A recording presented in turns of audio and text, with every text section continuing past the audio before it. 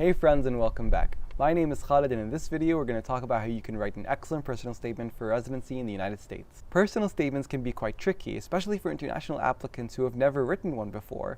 Compared to American medical students and graduates who have written one for medical school, they may have more experience. Regardless, I'll share my tips in this video so that you can be on your way to writing an excellent one. Before getting into that, what exactly is a personal statement?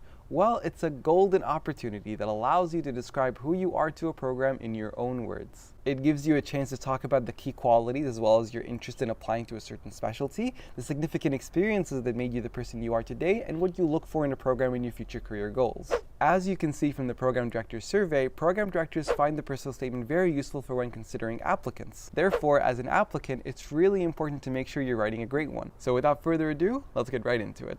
Tip number 1. Start early. Starting early allows you enough time to be able to refine your personal statement over the course of a month or two. It really sets you up for success and allows you the needed time in order to make sure you're actually getting enough feedback and revision for your personal statement. So let's use Match 2023 as an example. They recently mentioned that the deadline for submitting applications is going to be September 28th.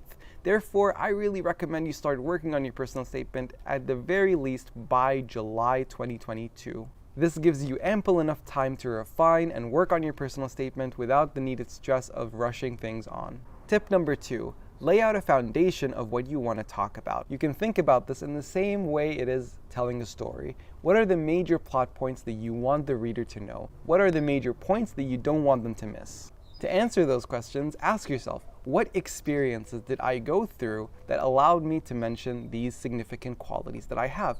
What experiences did I go through that left a lasting impact on me? Bear in mind, you don't really just want to copy things from your CV onto your personal statement.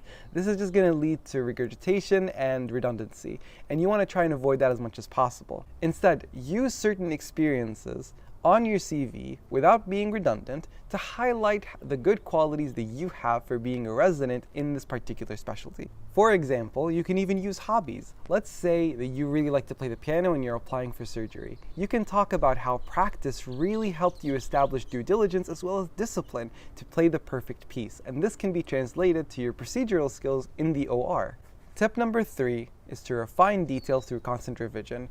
Our first drafts are rarely ever perfect. For that reason, you really need to spend some time reviewing what you wrote to make sure that everything you're saying makes sense and that the reader can actually follow through with the story that you're trying to say. Writing can sometimes be difficult, but there are things you can do to make it easy to review large bodies of text. My personal recommendation is to set aside 15 minutes every single day and just going over certain sections of your document. For example, today you'll tackle the first paragraph, tomorrow the second paragraph, the third and the fourth, and you just keep that ongoing cycle going on and on. In my opinion, I found this to be very effective because you get to go back to pieces of text after you had a little break from them. So it's almost like you're coming back to them with a fresh brain and fresh set of eyes. This helped me spot out certain mistakes that I was making and certain ways to tell a story a lot better. Tip number 4.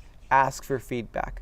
Without a doubt, this is the most important tip. Ask close friends, seniors, or even mentors to go ahead and review your document, and if possible, try to pay an editor to actually proofread and make sure that your piece is grammatically correct. I cannot stress how important this step is because sometimes text looks okay to us, especially the text that we've written ourselves. It's easy for us to follow because, well, we've written it. However, when other people read it, they give you a new perspective. Tip number 5 is to be short and sweet. You want to make sure that your personal statement is going to be maximum 1 page on your ERAS application. I'm sure that there are people who matched who had 1.5 pages or 2 pages on their personal statement and they match into wonderful places. However, in my opinion, I believe being concise is going to net you the overall better outcome. Remember, program directors are going through thousands of applications, so sometimes being concise can help them focus on what's most important. My last tip is to keep it simple. Don't be overly outlandish, philosophical, or cliche.